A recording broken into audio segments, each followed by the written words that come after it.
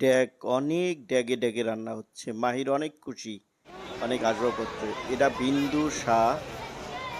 বিন্দু শক্তি আস্তানা, অর্থাৎ মানিকগঞ্জের শিবালয় উপজেলার মহাদেবপুরে এই বাহের পাগলের যে মেলা, সেখানে এইরকম বাদ্য বাজিয়ে সে মেলায় এসেছে অনেকেই তাদের মতো করে এখানে নাচছে, গাইছে এবং সেই মেলাকে উপভোগ করছে।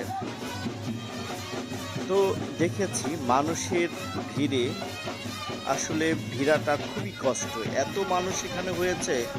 আর সন্ধ্যার সময় থেকে বেশ রাত পর্যন্ত আমরা দেখেছি এখানটায় কিন্তু মানুষ আর তাদের বৃন্দদের একটা মিলন মেলায় পরিণত হয়েছে।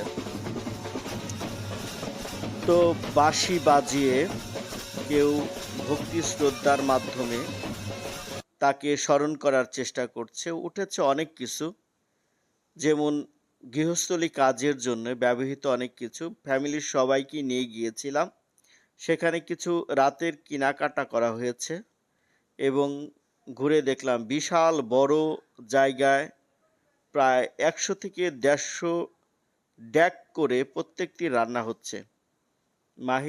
আমার ছেলে, সে খেলনা কিনে অনেক খুশি। ছোটবেলা মানুষের যে আনন্দটুকু তা এখানে রয়েছে। বিভিন্ন ধরনের আসবাবপত্র বা কাঠের তৈরি যে ফার্নিচারগুলো এখানে দেখেছি আমরা, মাটির তৈরি অনেক কিছু দেখেছি।